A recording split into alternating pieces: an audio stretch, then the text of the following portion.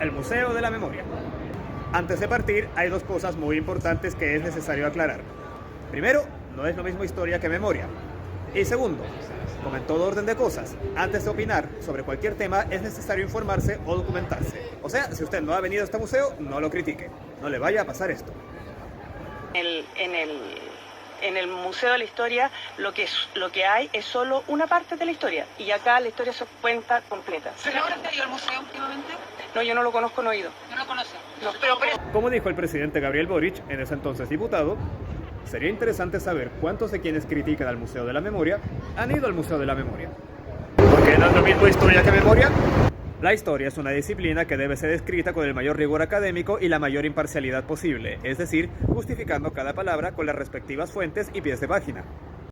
La memoria, en cambio, es subjetiva, de ahí que no existe una sola memoria, sino varias memorias. Hay una memoria hegemónica que comparte la mayor parte del país y es que el golpe de Estado fue un día trágico y la dictadura militar que le sucedió fue algo terrible. Pero también hay otra memoria, la memoria de la gente que apoyó el golpe, apoyó la dictadura y aún hoy muchos de ellos apoyan a Pinochet.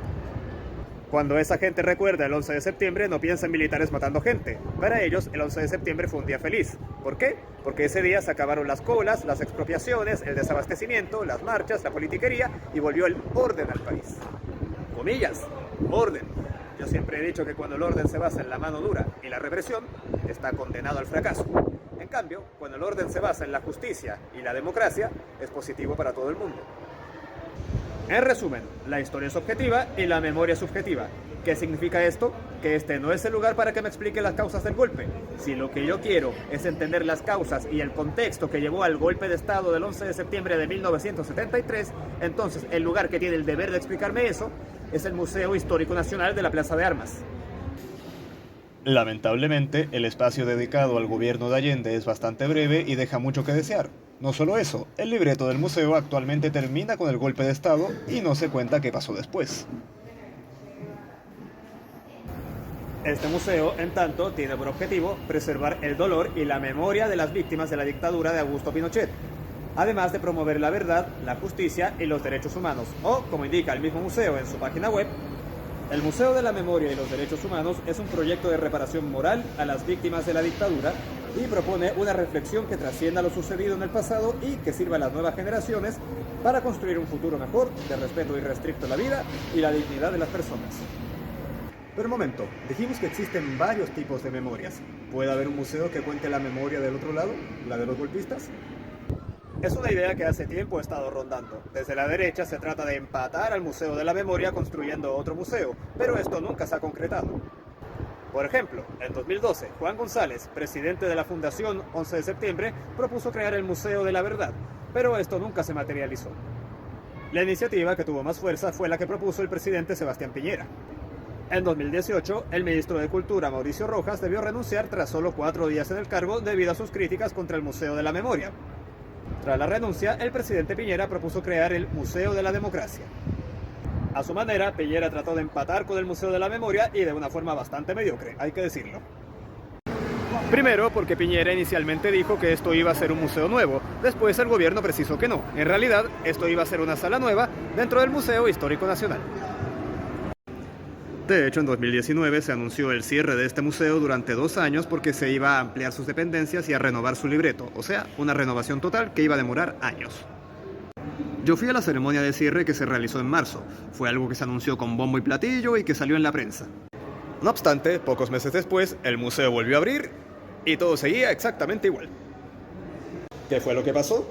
Esto me lo contó una persona que trabajó en el Ministerio de las Culturas. Una mañana, Piñera se levantó, miró el calendario, se acordó del museo, calculó 2 años más y dijo, no, porque esto no lo voy a alcanzar a inaugurar.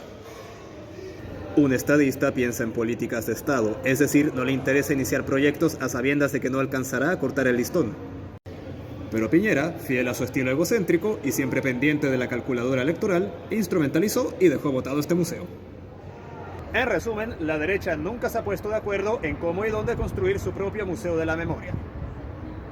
Lo más parecido a eso viene a ser el Museo Presidente Augusto Pinochet que se ubica en Vitacura, pero cerró poco antes de la pandemia.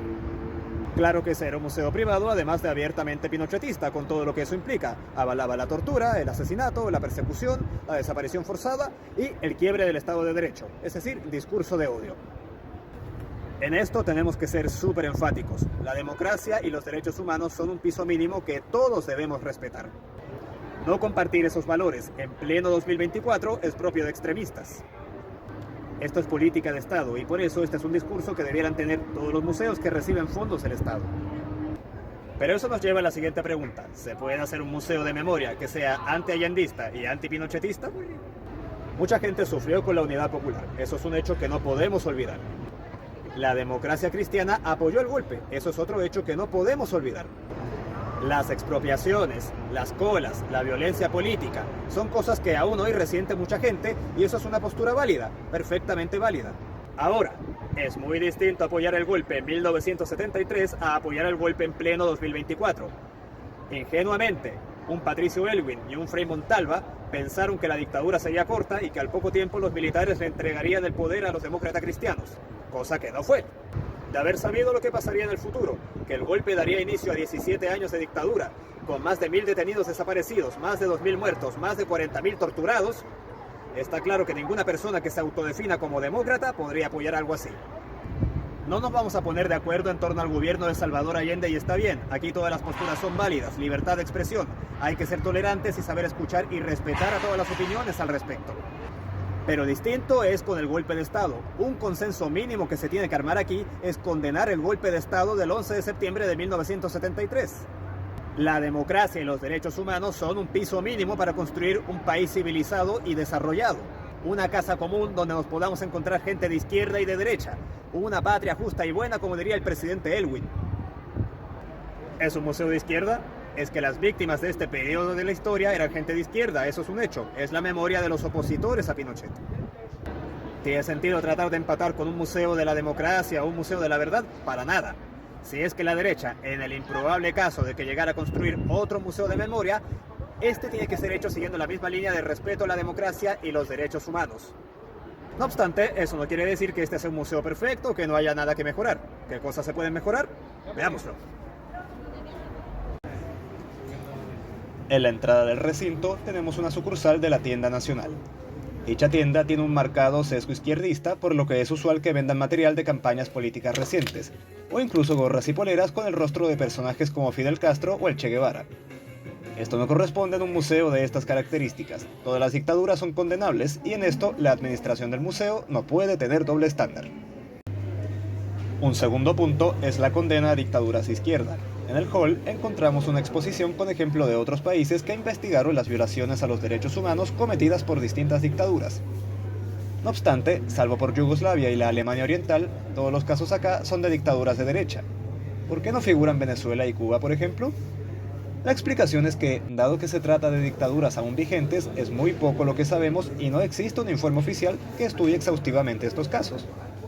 No obstante, si bien no hay un informe rating para Venezuela, sí contamos con un informe escrito por la Alta Comisionada de Derechos Humanos de las Naciones Unidas, la expresidenta Michelle Bachelet, en 2019.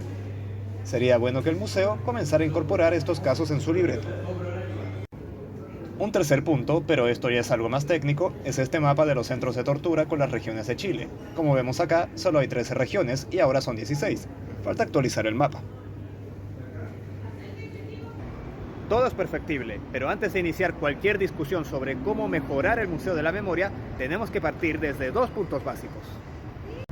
Primero, la democracia y los derechos humanos son una casa común, no es patrimonio de ningún sector político. Segundo, y en línea con lo anterior, este no es el museo de la izquierda, es el museo de todos y de todas. Es importante que todos vengamos a visitarlo al menos una vez, y por varias razones. Para no sucumbir ante tentaciones populistas ni caer en ningún tipo de dictadura, ya sea de izquierda o de derecha. Para que nunca bajemos la guardia ni dejemos que el Estado o el gobierno de turno viole los derechos humanos. Para que nunca más